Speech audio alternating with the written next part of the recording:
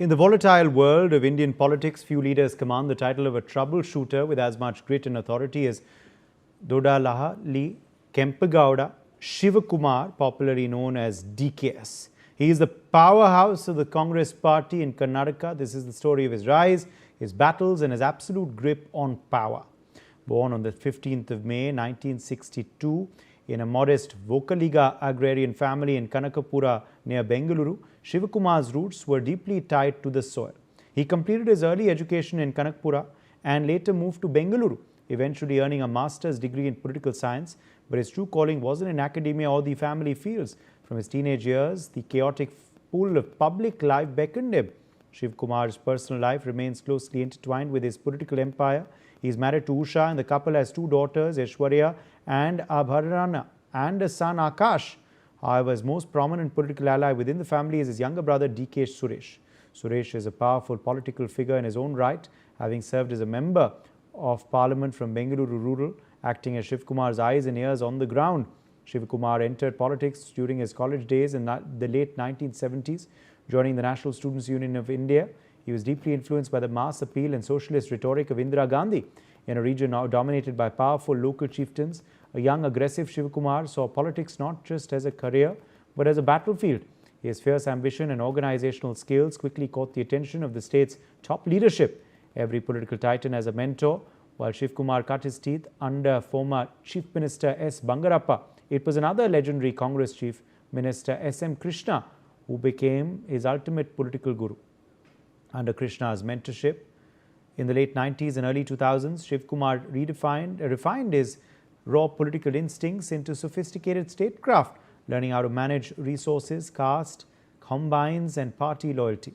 Shivakumar's giant killer status was cemented in 1989 when, at just 27, he defeated senior Janata Dal leader H.T. Devegowda in the Satanur constituency. This historic win skyrocketed his stock. He was quickly inducted into the state cabinet, becoming one of the youngest ministers in Karnataka's history. Throughout the 90s, he built a reputation as a fierce organizational man who could deliver wins against all odds. But Shivakumar's fame transcended Karnataka, turning him into a national asset for the Congress party through what came to be known as resort politics. Whenever the Congress party faced a threat of poaching from rivals, Shivakumar was the warden. In 2002, he successfully shielded Maharashtra Congress MLAs to save the Vilasrao Deshmukh government. Most famously in 2017, amidst immense political pressure, he sequestered 44 Gujarat Congress MLAs in a Bengaluru resort, single-handedly ensuring the Rajya Sabha victory of top Congress strategist Ahmed Patel. He became the party's ultimate shield. This fierce loyalty came at a heavy cost. In 2017, while he was hosting the Gujarat MLAs, the Income Tax Department raided his properties. By 2018, the Enforcement Directorate registered a money laundering case against him. In September 2019, Shivakumar was arrested and spent 50 days in Delhi's Tihar jail. Shivakumar claimed the charges were politically motivated, a vendetta for breaking opposition strategies. His emotional breakdown on TV and his subsequent triumph and return to Bengaluru turned him in the eyes of his supporters into a martyr who didn't bow down. The ultimate vindication came in May 2023. Appointed as a Karnataka Pradesh Congress Committee president, Shivakumar meticulously rebuilt the party from the ground up. Alongside Siddaramaiah, he engineered a historic campaign. The result, a thumping majority of 135 seats for the Congress. Though the CM's chair went to Siddaramaiah, Shivakumar took oath as the sole Deputy Chief Minister, solidifying his role as the irreplaceable architect of the victory.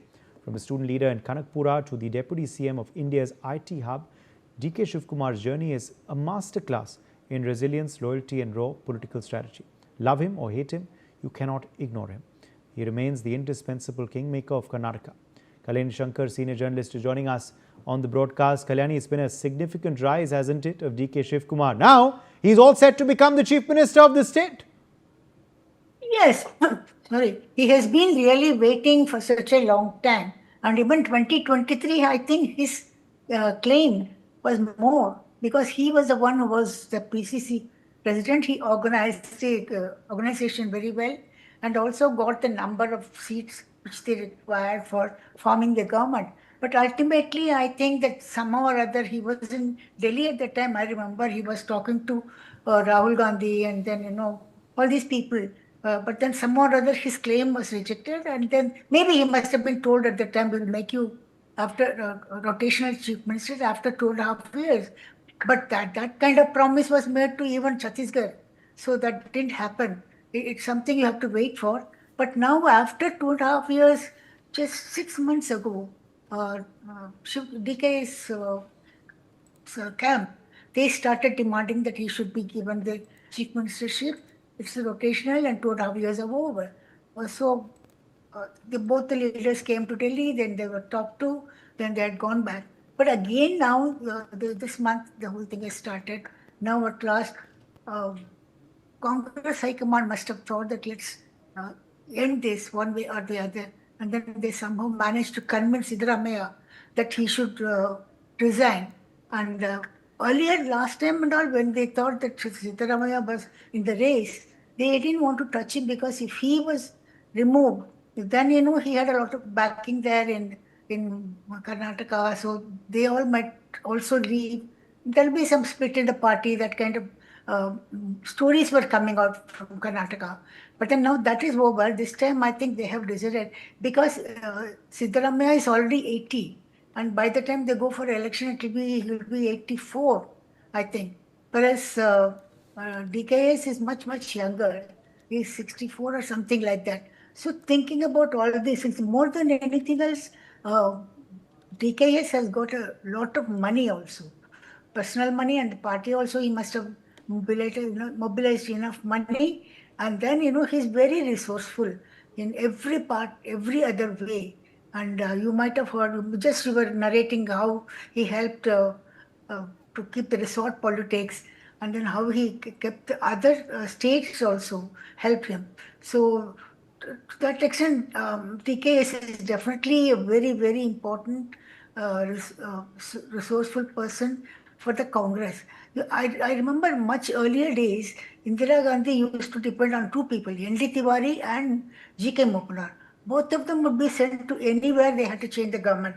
They would go, persevere the chief minister, be there as observers, and then get the whole thing done and then come back. So that kind of thing, after that, Ahmad Patel was doing it, and now he's also not there. Congress doesn't have this kind of people who can, get the results. So I think it's good that they've taken DKS, and I'm sure he should be able to do well, but although he doesn't have much of administrative experience, I think. That way they were saying that Siddaramaiah was very good in administration. So anyway, he's out now. His era is ended now.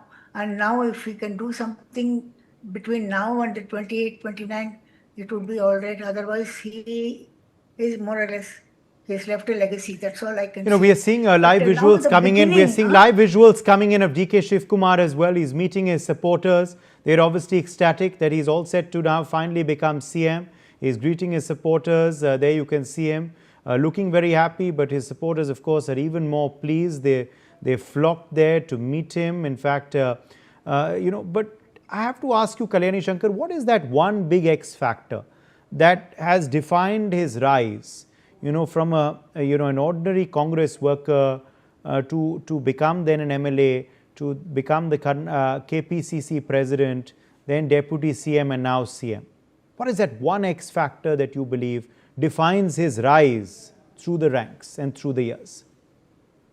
You see, first of all, I would say it's his luck. The second thing is that it's his hard work.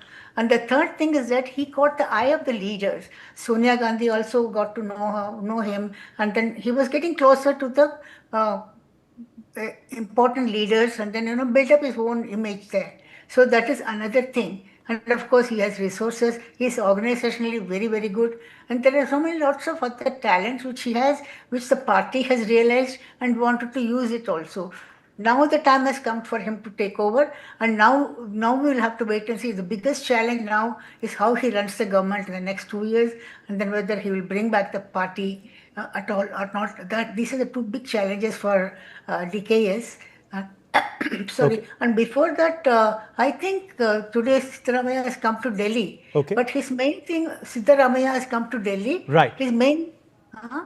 Right. Hello? We've run totally out of time. Kalyani Shankar, thank you very much for joining us with your perspective on this segment.